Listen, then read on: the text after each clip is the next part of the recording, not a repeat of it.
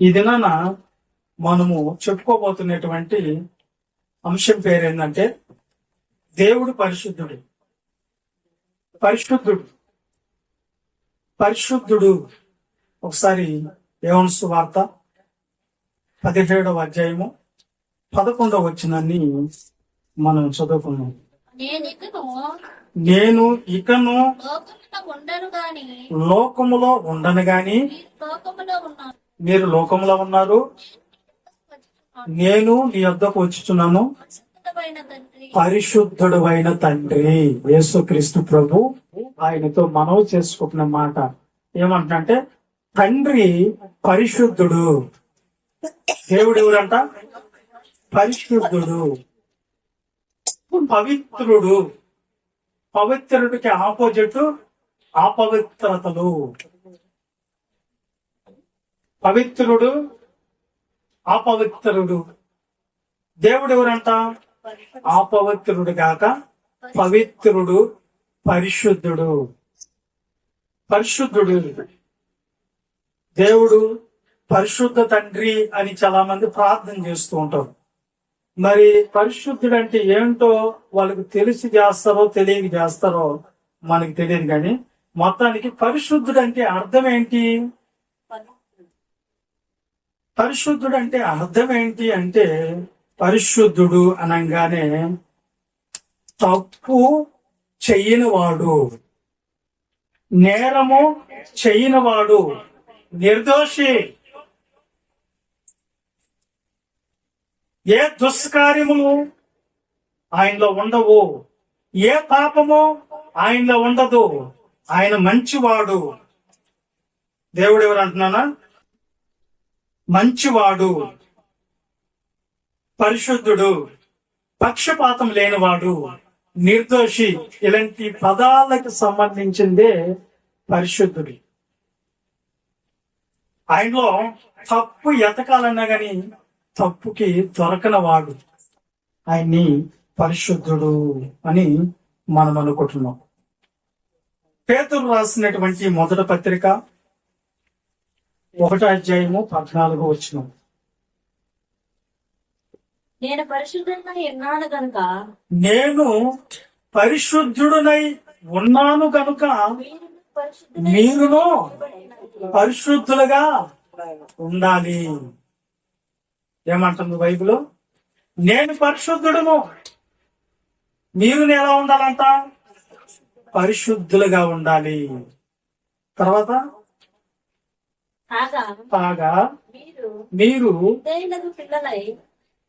విధేయులకు పిల్లలై మీ పూర్వపు అజ్ఞాన దశలో ఉన్న మీకుండిన ఆశలను అనుసరించి ప్రవర్తింపక మిమ్మల్ని పిలిచిన వాడు పరిశుద్ధుడై ఉన్న ప్రకారంగా మీరును సమస్త ప్రవర్తన యందు పరిశుద్ధులై ఉండండి.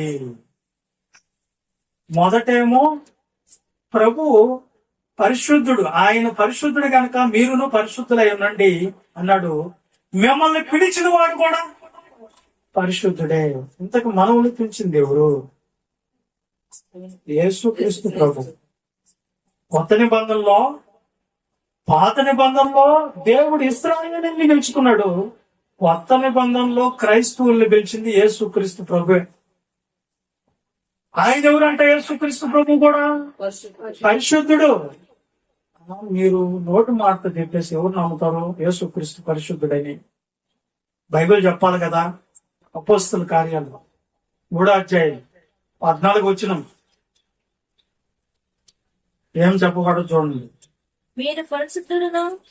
మీరు పరిశుద్ధుడును నీతిమంతుడైన వాడిని నిరాకరించి నరహంతకుడైన మనుషుల్ని మాకు అనుగ్రహించమని మీరు అడిగారు. ఎక్కడ జరిగింది సన్నివేశం? పిలాతు దగ్గర జరిగింది. యేసుక్రీస్తులో ఏ నేరము ఏ దోషము నాకు కనబడలేదు, ఆయన నిర్దోషి, ఆయన వదిలేస్తాను బాబు అంటే వీళ్ళు అన్నారు, మాకు యేసుక్రీస్తు ప్రభు వద్దు. ఎవరిని కోరుకున్నారంట? బందిపోటు దొంగ అయినటువంటి బరబ్బని కోరుకున్నాడు. ఆ సన్నివేశమే ఈడ ఆయన ప్రస్తాపిస్తున్నాడు. ఏమనంటే, మీరు పరిశుద్ధుడైనటువంటి దేవుణ్ణి, నీతిమంతుడు పరిశుద్ధుడైనటువంటి యేసుక్రీస్తు ప్రభుని, నిరాకరించి నీతిమంతుడైనటువంటి వాడిని నిరాకరించి దొంగను కోరుకున్నారు మీరు. కాబట్టి దేవుడు ఏమంటున్నాడంటే ఆయన ఎవరో కాదు, ఆయన పరిశుద్ధుడు. ఎవరంట? యేసుక్రీస్తు పరిశుద్ధుడు ఎట్లా అవుతాడు? ఎలా అవుతాడు అంటే ఆయనే ఛాలెంజ్ చేసి ఆ మాట చెప్తాడు ఒక దగ్గర. ఎక్కడది? యోహాను సువార్త 8:46 ఆయనకు యోహాను సువార్త 8:46 యేసుక్రీస్తు ప్రభు మాట్లాడుతున్నాడు. ఏమని? నా యందు పాపం ఉన్నది, నా యందు పాపం ఉండదని మీలో ఎవడు స్థాపి మీలో ఎవడు స్థాపిస్తాడు? నేను సత్యం చెప్పుచున్న ఎడల నేను సత్యమే చెప్పుచున్న ఎడల మీరెందుకు నన్ను నమ్మరు? మీరెందుకు నన్ను నమ్మరు? దేవుని సంబంధి అయిన వాడు ఆ, దేవుని మాటలు వినును. అది చాలు. ఇక్కడ ఏముందంటే బైబిల్లో యేసుక్రీస్తు ప్రభువు మనల్ని పిలిచాడు. ఎలా పిలిచాడు మనల్ని?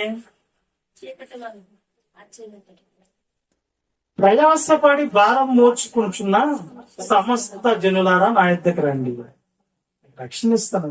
పిలిచాడా? పిలవలేదా? మిమ్మల్ని పిలిచిన వాడు పరిశుద్ధుడై ఉన్నాడు కనుక మీరు కూడా పరిశుద్ధులై ఉండండి. మీ పూర్వము అజ్ఞాన దశలో ఉన్నటువంటి ఆశలని వదిలిపెట్టండి. యేసుక్రీస్తు ప్రభు ఎవరు? ఆయన పరిశుద్ధుడు. ఒకవేళ మీరు దేవుడికి ఆత్మ గనక, దేవుడు ఆయనలో తప్పు చేసే శక్తి ఏముందండి? మేమంటే మనుషులం కాబట్టి, రక్త మాంసాల్లో మేము ఉన్నాం కాబట్టి, మాంసంతోనూ ఎముకలతోనూ నరంతోనూ రక్తంతోనూ నిండుంది కాబట్టి ఈ రక్త మాంసాల్లో ఉంటే తప్పు సాధ్యంగా చేస్తాము. దేవుడు ఆత్మ గనక ఆత్మగా ఉంటే తప్పు చేయని అవసరం లేదు, అంత కెపాసిటీ లేదు కదా. ఈ రక్త మాంసాల్లో ఉంటేనే కదా భూ సంబంధమైన వాటిల్లో తప్పులు చేస్తామని కొంతమంది అనొచ్చు. అందుకని యేసుక్రీస్తు ప్రభుని కలిపేశాడు అక్కడ. ఏమని? మిమ్మల్ని పిలిచిన వాడు పరిశుద్ధుడైన ఎలా వచ్చాడు? రక్త మాంసాల్లో వచ్చాడు. ఆయన కూడా వచ్చాడు, రక్త మాంసంలో ఉన్న మధ్యలో మాణిక్యంలాగా బతికాడు. ఆయనలో ఏ పాపము లేదు, ఆయన ఏ దోషము లేదు, ఆయనలో ఏ అతిక్రమాలు లేవు. ఆయన పరిశుద్ధంగా బతికాడంట ఈ రక్త మాంసంలో వచ్చినా కానీ. ఏమన్నా మేము అంత కఠినంగా, అంత నిష్టగా ఎవరుంటారు పరిశుద్ధంగా? కనీసం ఒక అబద్ధం అన్నా చెప్తారు కదా. కనీసం ఏదో ఒక తప్పు చేయకుండా మనిషి పొరపాట్లు ఏదో ఒకటి చేస్తాం కదా అంటారు చాలా మంది. శరీరంలో ఉన్నాం అంటారు. మరి ఆయన ఉండేది ఎక్కడ? ఉప్పు కారం తింటున్నాం, తప్పు చేయకుండా ఎట్లుంటాము మనుషులమి అని చాలా మంది అంటారు. కానీ యేసుక్రీస్తు ప్రభు ఉప్పు కారం తినలా, ఆయన శరీరంలో రాలా. మనలాంటి శరీరమే కదా ఆయనకి ఇచ్చింది. ఆయన ఎలా జీవించాడు ఈ భూమి మీద? పాపము నాలో ఉందని ఎవడు స్థాపిస్తాడో ఛాలెంజ్ చేసిరాడు ఆయన. ఎప్పుడైనా రండి నాలో తప్పు పట్టుకున్నాడు. తప్పుకు దొరకని వాడే పరిశుద్ధుడు, ఏం నేరం చేయని వాడే పరిశుద్ధుడు, నిర్దోషే మంచివాడే. ఆయన పరిశుద్ధుడు. అలా బతికితే నీవు కూడా పరిశుద్ధురాలివే, పరిశుద్ధుడివే. చెత్త మనం పరిశుద్ధత లేకపోతే మనం ఏమైపోతాం? పోను నీకు చెప్పుకుంటా పోతాడే. ముందు దేవుణ్ణి నిరూపించి తర్వాత. అందుకనే యేసుక్రీస్తు ప్రభు కూడా ఎవరంటమ్మా? పరిశుద్ధుడు.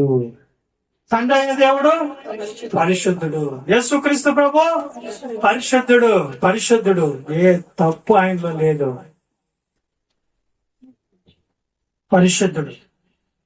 పరిశుద్ధుడని ఎవరు చెప్పాలి మనకు? ఎవరు చెప్పాలి? ఎవరు చెప్తే మనం వింటాము? ఆయనతో కూడా ఉన్న వాళ్ళు చెప్తే వింటారు. ఆయనతో కూడా ఎప్పుడు ఉండేది ఎవరు? దేవదూతం. యెషయా గ్రంథం 6వ అధ్యాయం మొదటి నుంచి చదవండి. యెషయా గ్రంథం 6వ అధ్యాయం మొదటి నుంచి. రాజైన ఉజ్జియా మృతునందిన సంవత్సరమున అత్యున్నతమైన సింహాసమందు ప్రభు ఆసీనుడై ఉండగా నేను చూసి తిని ఆయన వారు సైన్యములకు అధిపతి యెహోవా ఏమంటున్నారు? పరిశుద్ధుడు, రెండోసారి పరిశుద్ధుడు, పరిశుద్ధుడు మూడోసారి పరిశుద్ధుడు, సర్వలోక సర్వలోకము ఆయన మహిమతో నిండున్నదని గొప్ప స్వరముతో గొప్ప స్వరముతో గాన ప్రతిగానాలు చేయించుండేది. ఎవరల్లా? దేవదూతలు ఎంతమంది ఉన్నారు? కోట్ల మంది ఉన్నారు. దేవదూతలు ఏమని చెప్తున్నారు? ఎవరి గురించి చెప్తున్నారు? దేవుడు పరిశుద్ధుడు, రెండోసారి చెప్తాం. దేవుడు పరిశుద్ధుడు, మూడోసారి చెప్తాం. దేవుడు పరిశుద్ధుడు. దేవదూతలు స్తుతిస్తున్నాయి, ప్రతి గానాలు పాట కట్టాయి. దేవుడు ఎవరని చెప్తున్నాయి దేవదూతలు? పరిశుద్ధుడు, పరిశుద్ధుడు, పరిశుద్ధుడు, పరిశుద్ధుడు అని గానపతి గానాలు. అంటే తన తప్పలేని వాడు, నేరము లేని వాడు, నిర్దోషైన వాడు, మంచివాడు దేవుడు, ఆయన పరిశుద్ధుడు, పరిశుద్ధుడు, పరిశుద్ధుడు, పవిత్రుడు అని దేవదూతలు ఆయన్ని గానపతి గానాలు చేస్తున్నాయంట. మరి వీళ్ళు దేవునితో కూడా ఉండాలంటే దేవుడి దూతలు ఎవరు? 89వ కీర్తన 7వ వచనం. 89వ కీర్తన 7వ వచనం. పరిశుద్ధ దూతల సభలో, పరిశుద్ధ దూతల సభలో ఆయన మిక్కిలి భీకరుడు. ఆయన మిక్కిలి భీకరుడు. అంటే దూతలు ఎవరంట? దూతలు కూడా ఎవరంట? పరిశుద్ధులే. పరిశుద్ధ దూతల సభలో ఆయన మిక్కిలి భీకరుడు. ఆయన చుట్టూ ఉన్న వాళ్ళలో భయంకరుడు. దేవుడు భయం ఇప్పుడు చూడం. మనం చస్తే భయం కనిపిస్తుంది. బయట వాళ్ళు వినాలా? ఏనా అర్థమవుతుందా? చస్తే ఏం కనిపిస్తుంది అంట? దేవుడు భయం కనిపిస్తుంది. పరిశుద్ధుడు, పరిశుద్ధుడు, పరిశుద్ధుడు, మంచివాడు, నిర్దోష్, పక్షపాతం లేనివాడు, తప్పు లేనివాడు అని దేవదూతలు ఆయన్ని కొనియాడుతున్నాయి, మహిమ పరుస్తున్నాయి, ఘనపరుచుతున్నాయి, పాటలు కూడా పాడుతున్నాయి. ఏనా? అంతేనా? పాటలు పాడుతున్నాయి లేదా? పాడుతున్నాయి. ప్రకటన గ్రంథం 4వ అధ్యాయం 8వ వచనం. ఈ 4 జీవులలో జీవికి 6 రెక్కలుండెను. జీవికి 6 రెక్కలుండును. అవి చుట్టూ అవి చుట్టూను రెక్కల లోపట ఆ కనులతో నిండి ఉన్నాయి. భూత వర్తమాన భవిష్యత్ కాలంలో భూత వర్తమాన భవిష్యత్తు కాలములలో ఉండు అధికారి దేవుడు నాకు సర్వాధికారి అయిన దేవుడు ప్రభు పరిశుద్ధుడు, పరిశుద్ధుడు, పరిశుద్ధుడని మానక రాత్రి పగలు చెప్పు. అబ్బో దేవదూతలు ఏం చెప్తా ఉంటాయంట రాత్రి పొగుల్లాడా? రాత్రి అంతా అదే గానమా, అదే పాట, అదే పాట పాడుతున్నాయి. పొగల ఏమని? పరిశుద్ధుడు, అతి పరిశుద్ధుడు అని గాన ప్రతిగానములు చేయుచునుందురు. ఏం పాటలు పాడుతున్నాయి దేవుడి గురించి? పరిశుద్ధుడా, పరిశుద్ధుడు. దేవుడు ఎవరు అనుకుంటున్నారు మీరు? పరిశుద్ధుడు, పరిశుద్ధుడు, పరిశుద్ధుడు, పరిశుద్ధుడు. ఏందమ్మా ఇది? ఎక్కడ జరుగుతుంది ఇది? రాత్రి పొగలు ఏ పాటలు దేవుని గురించి. మనము తిరుపతికి పోయినప్పుడు ఎక్కడికి పోయిన ఒకే శబ్దం వస్తుంటది. ఏంటది? ఓ అరే బండ సాట్ దాముకుంటాం అంటే ఆడబడేది, కొండ సాట్ దాముకుంటా అయితే, రూమ్ లేకపోయినా అయితే, ఎక్కడైనా పో. ఏందది అంటే క్యాసెట్ ఒకటి రికార్డ్ చేసేసి దాంట్లో వదిలేస్తారన్నమాట. అది చెప్తానే ఏముంటది, మనుషులుండి పాట రాడు. కానీ పరలోకంలో దేవదూతలు రికార్డు పెట్టడం లేదా, లైవ్ ఏం చేస్తున్నాయి దేవుడికి? పరిశుద్ధుడు, పరిశుద్ధుడు, పరిశుద్ధుడు. మనం ఆరాధించే దేవుడు పరిశుద్ధుడు, పరిశుద్ధుడు, పరిశుద్ధుడు. లైవ్ ఎక్కడ? దేవుడికి పరలోకంలో లైవ్ చూపిస్తున్నాయి. ఎంతమంది ఉన్నారు దేవదూతలు? కోట్లాది మంది దేవదూతలు దేవుణ్ణి పరిశుద్ధుడు పరిశుద్ధుడు అని చెప్తున్నారు.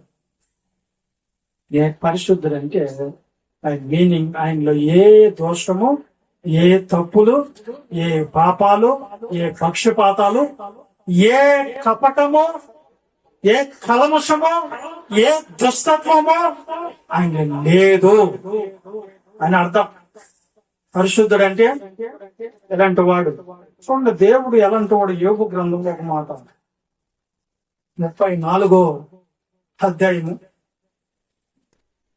34వ అధ్యాయము 12వ వచనం. దేవుడు దేవుడు ఏ మాత్రమును నమస్కారము చేయడు. సర్వశక్తుడు న్యాయము తప్పడు. ఆయనే ఎవరికన్నా న్యాయము తీర్పు తీరిస్తే ఆ తీర్పులో తప్పు ఉండదు.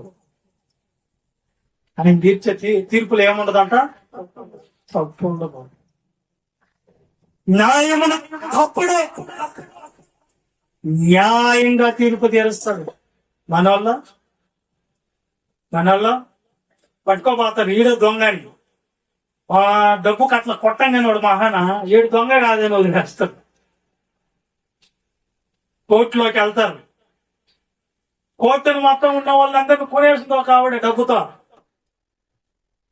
ఏం తప్పు చేసిందని తీసుకొని పోయినా ఆ నోరే ఏం ఏ తప్పు లేదని వదిలేసి. మనుషులు ఈ విధంగా ఉంటారు, కానీ దేవుడు ఆయన దుష్కార్యం చేయడు. ఎవరికి భయపడి, ఎవరికి తల వంచి, ఎవరి పక్షంగా నిలబడి ఆయన అన్నాడు. ఏది చెయ్యాలన్నా న్యాయం పక్షంగా నిలబడి న్యాయంగా తీర్పు తీర్చేస్తాడంటే. దేవుళ్ళు ఏం లేదంటున్నానా? దుష్కార్యము లేదు. ఏం లేదంట? చెప్పాల దేవుళ్ళో దుష్కార్యము లేదు. ఈయన పరిశుద్ధుడు. ఆయన తీర్పుల్లో ఏం లేవంటే, ఆయన తీర్పుల్లో అంటే ఆయన పక్షపాతం చూపించేవాడు కాదు. ఆయన ఎవరికి రాంగుగా తీర్పు తీరవడం, న్యాయం ప్రకారంగా ఉంటాడు. ఆయన అన్యాయమే రానివాడు. దేవుడు అంటే పరిశుద్ధుడండి. ఆయనలో తప్పు పట్టుకునే దానికి చూస్తారా? పట్టుబడేది తప్పులు పట్టుకుంటారని తన కుమారుడిని పంపించాడు భూమి మీదకి. ఎంతకంటే ఆయనలో తప్పు ఉందేమో, పాపం ఉందేమో. యేసుక్రీస్తు ప్రభువులో ఎన్ని తప్పులు ఎత్తించారు? ఎత్తకండి. ఎన్ని పాపాలు ఉన్నాయి? ఎందుకంటే ఆయనలో ఏ దుష్కార్యం ఉందో చూడండి, ఏ కల్మషమో ఉందేమో చూడండి అని వదిలిపెట్టారు ప్రపంచం మీదకే. జ్ఞానులు అనేవాళ్ళు ఎతికారు తప్పులు పట్టేదానికి. శాస్త్రులు ఎతికారు, పరిశోధనలు ఎతికాడు ఆయనలో తప్పు పట్టుకోవాలని. ఆయనలో ఏదో ఒకటి పట్టుకోవాలని అనుకొని అందరూ గుంపులుగా కూడి గ్రంథాలు తిరిగేశారు, పుస్తకాలు తిరిగేశారు, అన్ని తిరిగేసి తప్పు ఆడ దొరుకుతుంది అని చూశారు. ఎక్కడ దొరక్క జ్ఞానులు అనే వాళ్ళే, శాస్త్రీయులు అనే వాళ్ళే ఆయన ఎదుట సాగిలు పడి నమస్కారం చేసేశారు. తొలిలేట కొట్టారు యేసుక్రీస్తు. తప్పు లేనివాడు యేసుక్రీస్తు. పోయబడిన పరిమళ తైలం. ఆయనలో ఏ లోపము లేదు, ఆయనలో ఏ కల్మషము లేదు, ఏ కపటము లేదు. ఆయనలో ఉండేదంతా దేవుడు యొక్క మంచితనం. అలా దించింది ప్రపంచం యేసుక్రీస్తు ముందు. యుగ పురుషుడు, శక పురుషుడు అని బిరుదిచ్చారు ఆయనకి. ప్రపంచమే తలదించి సెల్లొట్టు కొట్టింది యేసుక్రీస్తు ప్రభు మాటలకి, యేసుక్రీస్తు చేసిన జీవితానికి. ఆయనలో ఏ తప్పు లేదు, ఎక్కడ తప్పుకు దొరకలేదు యేసుక్రీస్తు ప్రభు. ఈయన దేవుని రూపం, ఈయన దేవుని పోలిక, ఈయన యేసుక్రీస్తు ప్రభు. ఈయన చూపించాడు దేవుడు ఎలా ఉంటాడో. శ్రేయస్సు చూపెట్టాడు యేసుక్రీస్తు ప్రభు. ఎంతకంటే ఆయన ఏ తప్పులు ఉన్నాయో. తప్పున్నవాడు దేవుడు కాదు, తప్పున్నవాడు పరిశుద్ధుడు కాడు, పాపం చేసినాడు పరిశుద్ధుడు కాడు. దేవుడని పిలిచేదానికి అర్హత ఉండాలి. దేవుడని పిలుచుకునేదానికి అర్హత ఉండాలి. ఆ అర్హత ఏంటంటే ఆయనలో ప్రేమ స్వరూపి, ఆయనలో నీతి స్వరూపి, ఆయన పరిశుద్ధుడు. ఇలా ఉన్నారేమో ఎవరినన్నా ఎతికి చూడండి. ఇలాంటి తప్పు లేని వాడు ఎవరన్నా ఉంటే ఆయన దైవత్వం కలిగిన వాడు, ఆయనే దేవునికి సమానుడు, ఆయనే దైవ కుమారుడు. ఇలాంటి వాళ్ళు ఎవరన్నా ఉన్నారా? ఎతకండి వాళ్ళ గ్రంథాలు తిరగేసి పరిశుద్ధంగా బతికిన జీవితం ఎక్కడుందో. ఈ దినాన్ని దేవుళ్ళు అనిపించుకునే వాళ్ళు ఈ పరిశుద్ధత ఉందా? వాళ్ళల్లో తప్పులు లేకుండా ఉన్నాయా? వాళ్ళల్లో నిర్దోషత్వం కనిపిస్తుందా? వ్యక్తిత్వంలో, దైవత్వంలో ఈ కోణం ఉన్నవాడే దేవుడు. దేవునికి స్తోత్రం కలుగును గాక. ప్రియులారా, అందుకే చెప్పుతూ ఉన్నది ఏంటంటే యేసు క్రీస్తు ప్రభు ఎవరంటమా? పరిశుద్ధుడు. తండ్రి అయిన దేవుడు అని ఎవరు చెప్పారు? దేవదూతలు చెప్పారు. ఇంతగా పరిశుద్ధత అంటే ఏదైతే పరిశుద్ధత అవుతుంది. వాళ్ళ పేతురు రాసినాడు మొదట పత్రిక 1:14 నుంచి 40. దాన్ని కూడా మనం చెప్పుకొని, నేను పరిశుద్ధుడై ఉన్నాను కనుక నేను పరిశుద్ధుడై ఉండండి రాయబడి ఉన్నది. కాగా రాయబడి ఉన్నది అన్నాడు కదా. ఎక్కడ రాయబడి ఉన్నది? పాత నిబంధనలు ఎలా రాయబడి ఉన్నది? ఒకసారి లేవి కాండము 11:44 చూసుకొని ఎక్కడ రాయబడింది, ఎక్కడికి తీసుకున్నాం చూద్దాం. నేను మీ దేవుడైన యెహోవాను. లేవి కాండం 11:44. నేను మీ దేవుడైన యెహోవాను, నేను పరిశుద్ధుడను కనుక మీరును పరిశుద్ధులై ఉండండి. ఇక్కడ మాటను తీసుకుని వచ్చి ఆ పేతురు రాసిన పత్రికలో మాట్లాడారు.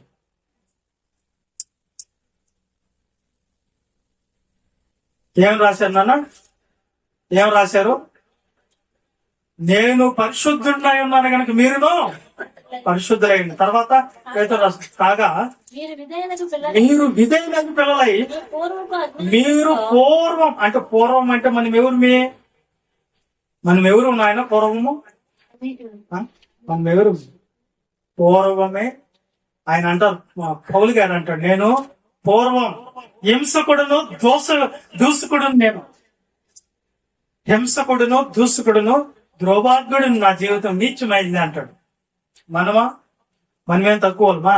యేసుక్రీస్తుకు రాకముందు మనం కూడా అలాంటి వాళ్ళమే కదా. పూర్వము ఎన్నో ఆశలు మనకు భూమి మీద ఏదో సాధించాలని, కానీ దేవుడు ఏం చెప్తున్నాడు ఇక్కడ? పూర్వం నీకున్న అజ్ఞానపు దశలో ఉన్న ఆశలను ప్రవర్తింపక మిమ్మల్ని పిలిచిన వాడు పరిశుద్ధుడు. మీ ముందు కళ్ళ ముందు ప్రదర్శించబడిన యేసుక్రీస్తు కూడా మిమ్మల్ని పిలిచాడు. ఆయన పరిశుద్ధుడు గనుక మీరును సమస్త ప్రవర్తన ఎందు పరిశుద్ధుడై ఉన్నాడు. మనం కూడా ఎలా ఉండాలంట? పరిశుద్ధత కనిపించాలి మనలో. చేదైన వేరేది ఉండకూడదు మనలో. చేదైన వేరేది ఉండకూడదు. ఏ కల్మషం ఉండకూడదు. ఈ పరిశుద్ధత ఎలా వస్తుందో కూడా మీకు చెప్పేస్తాం, త్వరగా చెప్పేస్తాం. Very good. ఇప్పుడు నేనేం చెప్తాను, మీరు పూర్వం అజ్ఞాన కాలంలో ఉన్న ఆశల్ని అనుసరించకూడదు. వేరేక పోయినా యేసుక్రీస్తు నమ్ముకొని మనం అన్ని వదిలిపెట్టాం. సినిమాలు వదిలిపెట్టాం, అర్థమైంది, అల్లరితో కూడిన ఆటపాటలు వదులుకున్నాం, భూత మాటలు వదులుకున్నాం, లోకంలో ఉన్న చెడు సావాసం మానుకున్నాం, పాపపు తలంపులు మానుకున్నాం.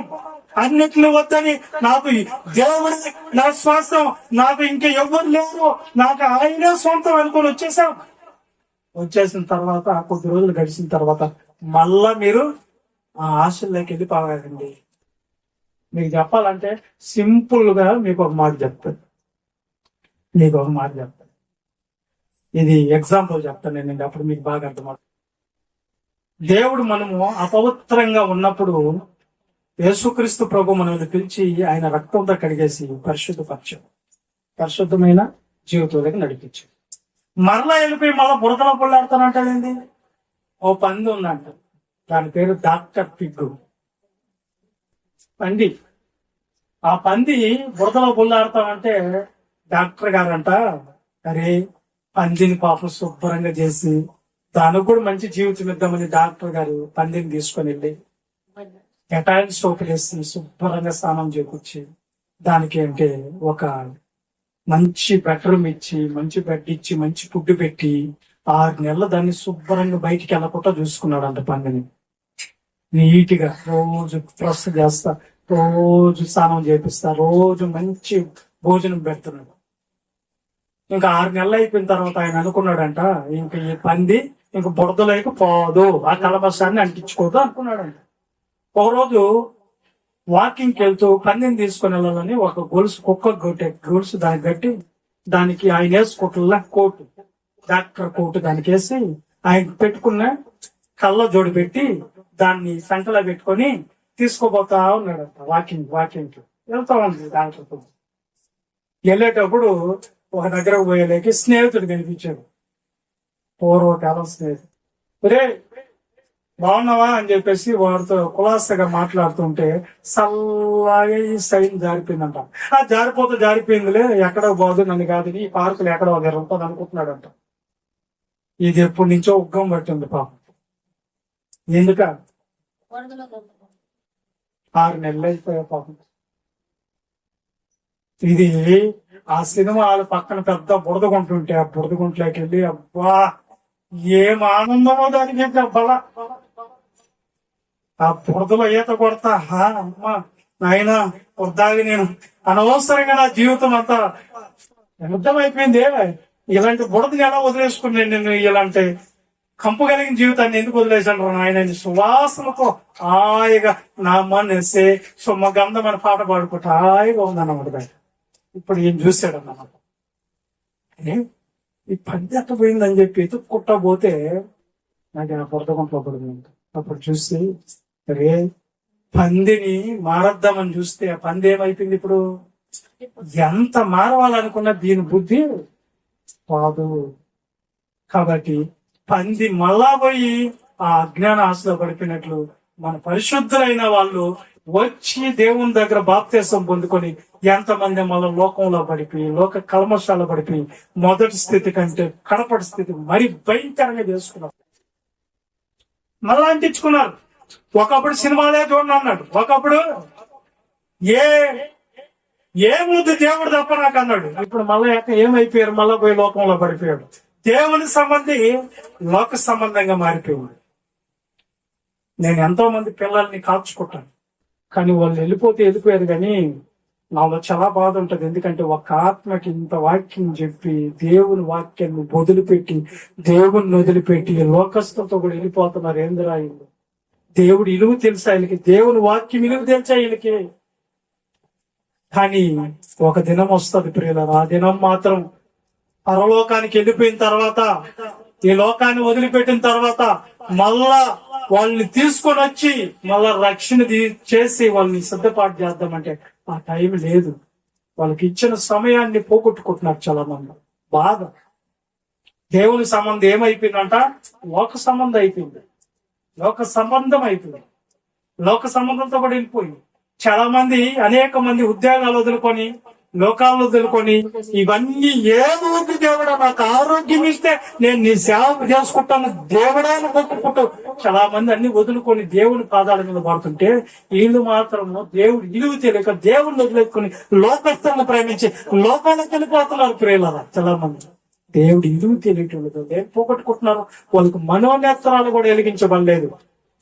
వాళ్ళని ఎలాంటి వాళ్ళు రేపు దేవుడు ఉగ్రతలించి ఎవరనూ కాపాడలేరు. ఓకే, నేను ఇంకా పూర్వం అజ్ఞాన దశలో ఉన్నటువంటి ఆశల్ని అనుసరించి మళ్ళీ వెళ్ళకూడదు. మనం ఒక్కసారి నా గట్టి మీద చేయబెట్టి వెనక్కి తిరిగి చూసేవాడు ఎలాంటి వాడంట, దేవుని రాజ్యానికి పాత్రుడు. విశ్వాసంతో కొనసాగిస్తావు నువ్వు. ఓడ యాత్ర, తుఫానులు, సుడిగాలులు ఎన్నో ఆపాలని చూస్తాయి, కానీ విశ్వాసంతో ప్రారంభించినటువంటి విశ్వాస జీవితాన్ని ఎక్కడ ఆగిపోకుండా నడిపించుకోవటమే విశ్వాస జీవితానికి సాదృశ్యం. ఎక్కడ పడిపోకూడదు, నిలబడేలా దేవుడి కోసంలో. నేనా అంతేనా? మనిషి నిండా వాక్యం ఉంటే మనిషి నిన్ను ఆపలేడు. నీకు మనిషి నిండా వాక్యం ఉంటే కదా, నువ్వు ఆగిపోతున్నావు అంటే వాక్యం లేదని అర్థం.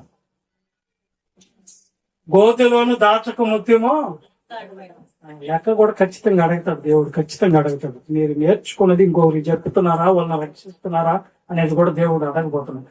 ఓకే, ఇప్పుడు పరిశుద్ధుడు అనే దానికి నిదర్శనం ఇంకొక మాటలో మనం చదువుకోవాల్సింది, అది సంఖ్యాకాండము. ఏదైతే పరిశుద్ధత, ఏది చేయకపోతే పరిశుద్ధత కాదు చెప్పేస్తాడు ఇక్కడ. సంఖ్యాకాండం 20 అధ్యాయము 11 వచనం చదవండి.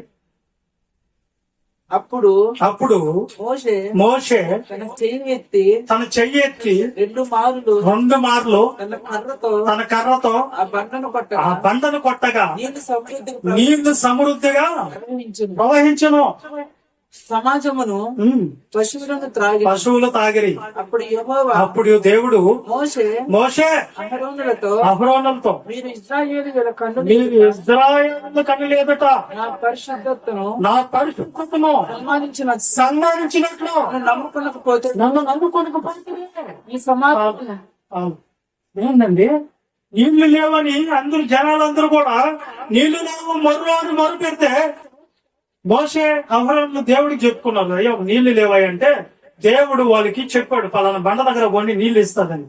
ఇక్కడ మోషే ఏం చేశాడు, 2 సార్లు బండను కొట్టాడంట. ఆ నీళ్లు వచ్చినాయి, తాగాయి. పశువులు తాగినారు, అందరూ తాగారు, జనాలు తాగారు. అప్పుడు దేవుడు సరిగ్గా తాగాలని వదిలేకుండా మోషేని మళ్ళా పిలిచాడు. మోషే కమాన్, మీరు చేస్తున్న పని ఏంటి, ఏం చేస్తారు మీరు? నా ఇశ్రాయేలు జనాలు ఎదుట నా పరిశుద్ధతను మీరు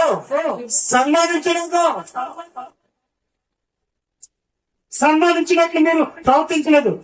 ఏంది నాయన పరిశుద్ధత అంటే? ఏం చెప్పాడు దేవుడు వాళ్ళకి? పైన 8వ వచనం నేను చదువుకుంది.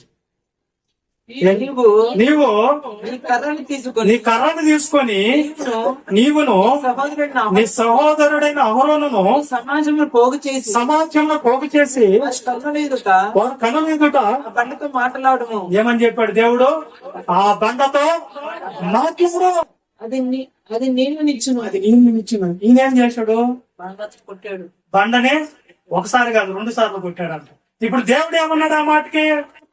నా పరిశుద్ధతను మీరు సన్మానించలేదు. పరిశుద్ధతకి ఈ మాటలకి ఏమైనా సంబంధం ఉందా? ఉంది. ఏంటి సంబంధం అంటే, ఎవరైతే నా మాటకు లోబడి ఆ మాట ప్రకారం బ్రతుకుతారో వాళ్ళు పరిశుద్ధులు. నా మాట ఇంటి పరిశుద్ధులు, నా మాట ప్రకారం జీవిస్తే వాళ్ళు పరిశుద్ధులు. ఏనా? నా మాట వినకపోతే వాళ్ళు అపవిత్రులు. అంటే మాట, దేవుని మాట వినటమే ఏంటంట మనకు పరిశుద్ధత. దేవుని మాట వినటమే పరిశుద్ధత. అర్థమైంది ఇప్పుడు దేవుడు పరిశుద్ధత అంటే ఏందో? బయట వాళ్ళు వినాలా, ఉంటున్నారా? Very good. ఇప్పుడు నేను చిన్న విషయాలు చెప్పుకొని నేను త్వరగా మీకు చెప్పేస్తాను. ఈ పరిశుద్ధత మనకు లేకపోతే ఏంటి? అమ్మాయి ఉంటున్నావా? సగం నిద్రపోతున్నావా? Very good. ఈ పరిశుద్ధత లేకపోతే మనకి నష్టం ఏంటి, కష్టం ఏంటి? ఏంటి పరిశుద్ధం కాకపోతే మనకు? ఒకసారి చదవండి ఎబ్రీ పత్రిక 12 అధ్యాయం 14 వచ్చిన. పరిశుద్ధంగా మనం లేకపోతే, మన పరిశుద్ధ జీవితాన్ని కొనసాగించకపోతే, పరిశుద్ధం కాకపోతే ఏమవుతుంది? మరియు ప్రస్తుతమందు సమస్త శిక్షయు దుఃఖకరముగా 12:14 ఎబ్రీ పత్రిక 12 అధ్యాయం 14 వచ్చిన. అందరితో సమాధానమును పరిశుద్ధత కలిగి ఉండండి. పరిశుద్ధత లేకుండా ఎవరినో ప్రభువును చూడడు. బయటల్లో పరిశుద్ధత లేకపోతే ఏంటి మనకి నష్టం? ఏంటి? పరిశుద్ధత లేకుండా ఎవరను ప్రభువును చూడడు. నువ్వు రేపు దేవుణ్ణి చూడాలంటే, యేసుక్రీస్తు ప్రభుని చూడాలంటే, పరలోకం వెళ్ళాలంటే, రెండో వేగడలు ఎత్తబడాలంటే నువ్వు పరిశుద్ధురాలువై పరిశుద్ధుడు వల్ల జీవించాలి. అక్కడ పరిశుద్ధత లేకుంటే ఎవడును ప్రభువును చూడడు చూడడు చూడడు. త్వరగా వెళ్తాను. రోమియోలకు రాసిన పత్రిక 6వ అధ్యాయం 22 వచ్చింది. అయినను ఇప్పుడు పాపము నుండి విమోచింపబడి దాసులైనందున ఆ? దేవునికి దాసులైనందున దేవునికి దాసులైనందున పరిశుద్ధత కలుగుటయే పరిశుద్ధత కలిగిటియే మీకు ఫలము. ప్రతిఫలము, దాని అంతం నిత్య జీవం. దాని అంతం నిత్య జీవము. బయట వాళ్ళు వింటాం లేదు నాన్న, బయట వాళ్ళు ఏంటంటే మళ్ళా చదువునందనే అయినను ఇప్పుడు పాపం నుండి విమోచింపబడి పాపం నుంచి విమోచింపబడి దేవునికి దాసులైనందున దేవునికి దాసులు అంటే ఇంతకు ముందు మీరు పాపానికి దాసులుగా ఉన్నారు, ఇప్పుడు దేవునికి దాసులు అయ్యారు. దాసులు అవటం వల్ల ఏం జరిగింది? మీరు అంటారు దాసులు అంటే ఏంది? దాసులు అంటే అర్థం ఏంది? What is meaning? ఎవరికి? ఏం చేస్తున్నారు మీరు అసలు? చేపలు వేసేది నేనే, కుర్చీలు వేసేది నేనే, అది వేసేది నేనే, మీ శుభ్రంగా వచ్చి కూర్చుంటూ వెళ్ళిపోతుంది. ఎవరు దాసులు అయ్యారు మీరు అసలు? ప్రార్థనకి రామంటే నాకు కుదరదు, నాకు పని ఉందంటారు. నాకు కుదిరితేనే వస్తా, కుదరకపోతే నేను రానంటాను. ఇది అదాసులు అంటే దేవుడికి. దాసులు అంటే పని మనిషి అని అర్థం. పని మనిషి ఎప్పుడు పిలిస్తే అప్పుడు రావాలా? యజమానుడు పిలుస్తాడు, రా పొలం దగ్గర కంటే ఏం చేయాలా? వెళ్ళాలి, లోపడాలి. అలా లోపడకుండా మనం దాసులు ఎట్ట అవుతాం? దాసులు అయితేనే, దాసులు అయినందున పరిశుద్ధత కలుగుటయే మీకు ఫలము. దాని వల్ల మీకేం కలుగుతుందంట? పరిశుద్ధత కలుగుతుంది. దాని అంతం ఏందో తెలుసా నీకు? రేపు నువ్వు శాఖలు చేసినందుకు దేవుడి కోసం చిమ్ము దేవుడి మందిరం చెబుతున్నావు, వేరే గోడ్. దేవుని సువార్తకు బయలుదేరుతున్నావు, వేరే గోడ్. దేవుడి కోసం నీ కష్ట జీతాలు చెమట వచ్చి ఇస్తున్నావా, వేరే గోడ్.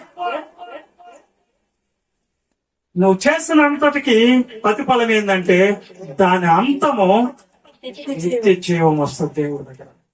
నువ్వు చేసిన ప్రతి దాంట్లో దేవుని పనిలో నువ్వు ఉపయోగపడినందుకు, దేవుని పనిలో నువ్వు వాడబడినందుకు, దేవుని పనిలో నువ్వు సాగినందుకు ఖచ్చితంగా నీకు దేవుడు ఏమైపోతున్నాడు? పరిశుద్ధతలో నుంచి నిత్య జీవం.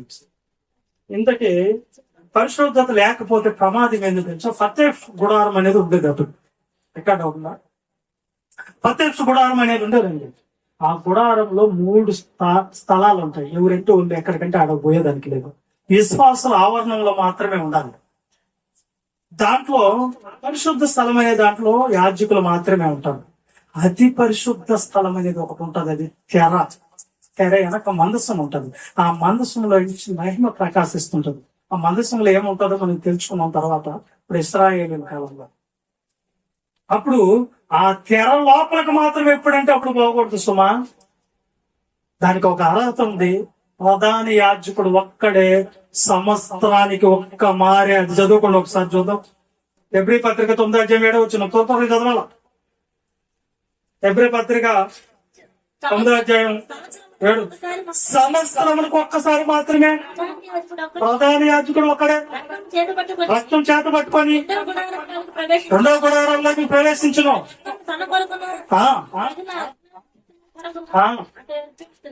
అర్పిస్తాడు సేవకుడు, అర్పణ అర్పిస్తాడు. ఒకవేళ ఈయనలో గాని పరిశుద్ధత లేకపోయిందో, అతి పరిశుద్ధ స్థలంలోకి పోయేటప్పుడు వింటున్నారా? ఆ లోపలికి పోయేటప్పుడు, మందసం దగ్గర పోయేటప్పుడు ఈయన దగ్గర పరిశుద్ధత లేకపోతే ఆ మందసాన్ని సమీపించగానే అక్కడే భస్మమై బూడిదై చచ్చిపోతాడంటే. అందుకని ఆయన చచ్చిపోక ముందే ఇంకోడు పోయి ఆ చచ్చిపోయిన శవాన్ని తీసుకొని వచ్చేదానికి పోకూడదు, ఓటు కూడా చచ్చిపోతాడు. అట్లాంటప్పుడు ఏం చేయాలని ఈయన రక్తం చేత పట్టుకొని, కోళ్ల రక్తం, మేకల రక్తం చేత పట్టుకొని పోయేటప్పుడే ఈయన కాలికి ఏం కడతారంట?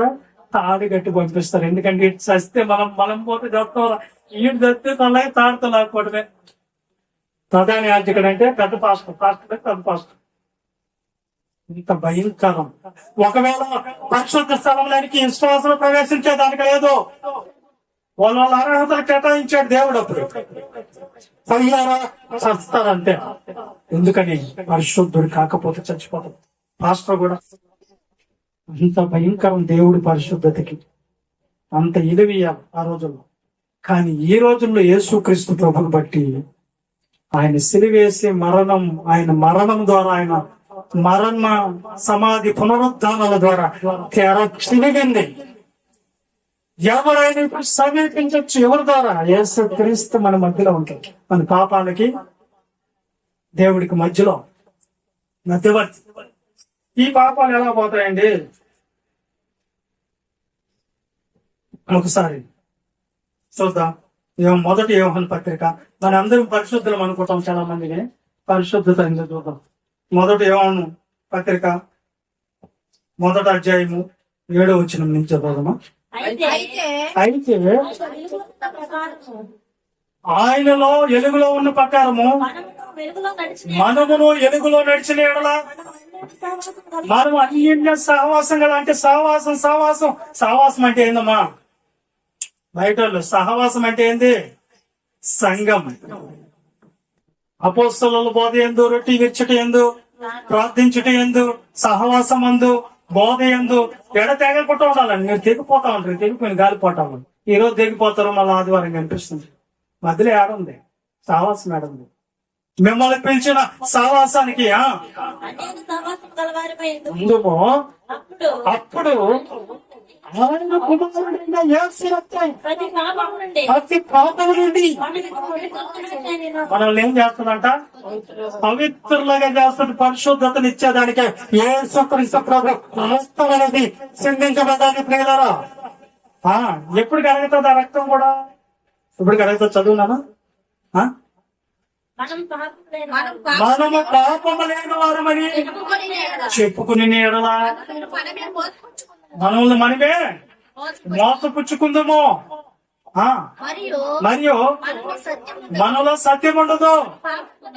పాపములను ఒప్పుకుని ఎడలా ఆయన నమ్మదగిన వాడు, నీతిమంతుడును గనుక ఆయన మన పాపముల్ని క్షమించి సమస్త దుర్నీతి నుండి మనల్ని పవిత్రంగా చేస్తారు. మనం అనుకుంటాం నాలో ఏం పాపం లేదే, నేనెందుకు ఏడవాలి? అమ్మాయి,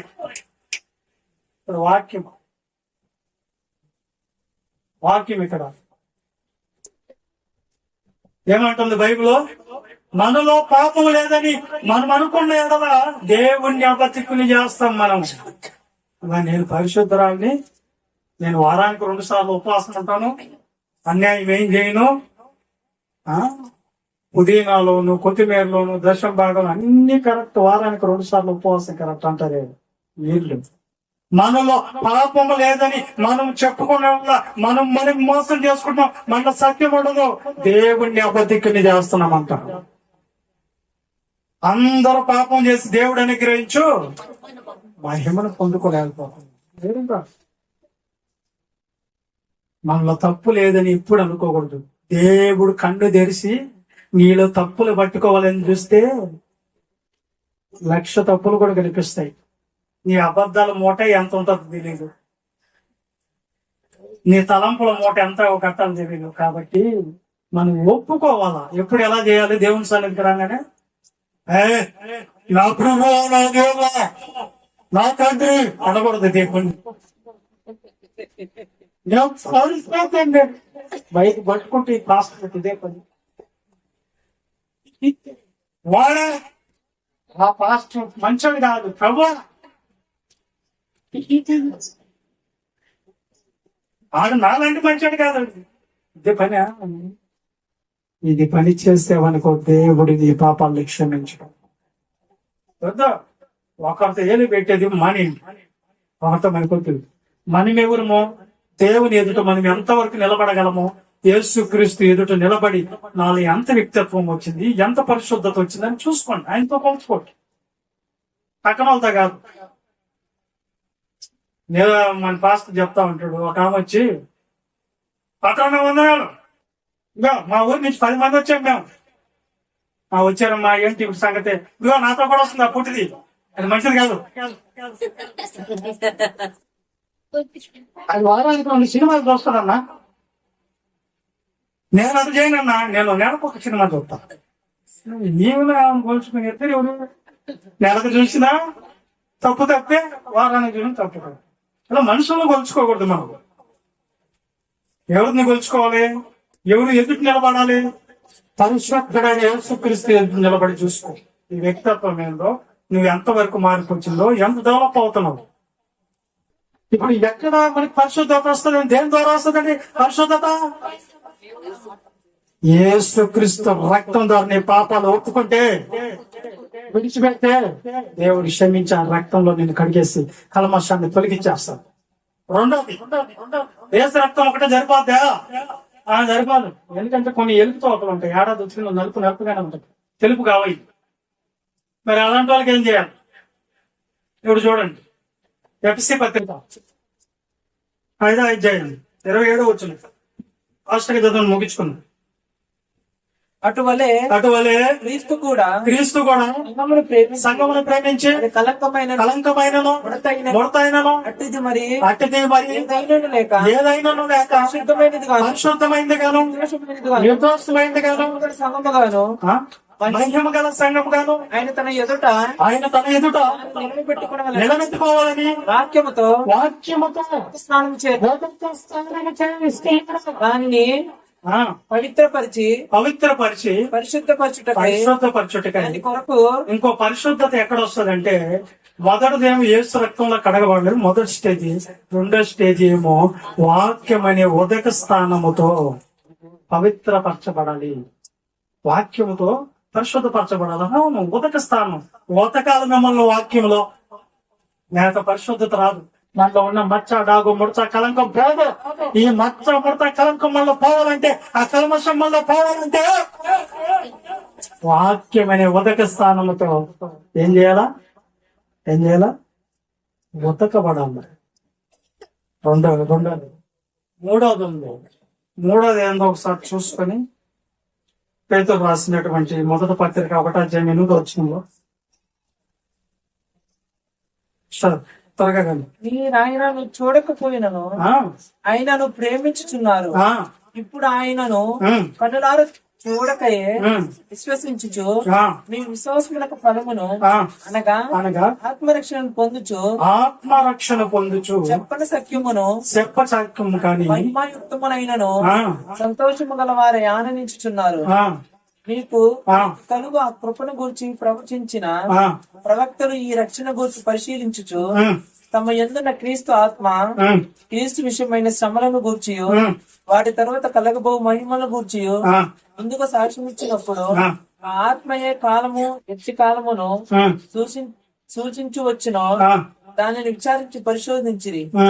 పరలోకము నుండి పంపబడిన పరిశుద్ధాత్మ వలన 7వ వచనం నశించిపోవు సువర్ణము అగ్ని పరీక్ష వలన శుద్ధపరచబడుచున్నది కదా, దానికంటే అమూల్యమైన మీ విశ్వాసము ఈ శోధనల చేత పరీక్షకు నిలిచిందా? యేసుక్రీస్తు ప్రత్యక్షమైనప్పుడు మీకు మెప్పును, మహిమయు, ఘనతను కలుగుటకు కారణమగును. ఇప్పుడు మీకు విశ్వాసం ఒకటి ఉందంటే దాన్ని ఏం చేయాలంట? అగ్ని పరీక్ష వలన ఏం చేయాలంట? శుద్ధపరచబడుచున్నది. ఇప్పుడు మిమ్మల్ని విశ్వాసం చేత మిమ్మల్ని ఏం చేయాలా? మీ విశ్వాసాన్ని పరీక్షిస్తే మీలో రావాల్సింది ఏంటండి? ఏం రావాలి? ఇప్పుడు బంగారు నల్లదైపోయింది అనుకోండి, ప్రకాశించడం లేదంటే ఏం చేస్తారు? దాన్ని అగ్నిలేసి మళ్ళీ పుటం వేసి దాన్ని తల మెరిసేటట్లు చేస్తారు కదా. అలాగే అమూల్యమైన మీ విశ్వాసం కూడా అగ్ని పరీక్షల్లో పరీక్షించబడుతుంది. మీ విశ్వాసం ఆగకూడదు మీరు అనుకోండి. కాబట్టి మీ విశ్వాసము ద్వారా కూడా మీరేమో యేసుక్రీస్తు ప్రత్యక్షమైనప్పుడు మహిమ, ఘనత, మెప్పు మీకు వస్తుందంట. అట్టి విశ్వాసాన్ని మనము కలిగి ఉండాలి. తర్వాత వాక్యమైన ఉతికి స్థానంతో ఉతికించబడాలి. తర్వాత యేసు రక్తం చేత కడగబడి ఉండాలి, విమోచించబడాలి. అర్థమైంది లేదా? ఈ ఓట్లలో ఉంటేనే నీకు పరిశుద్ధత వస్తుంది. ఆయన స్వరూపం, ఆయన పోలిక మరలా మనం సంపాదించుకోవాలి. దాన్ని మారాలి, యథార్థత రావాలి.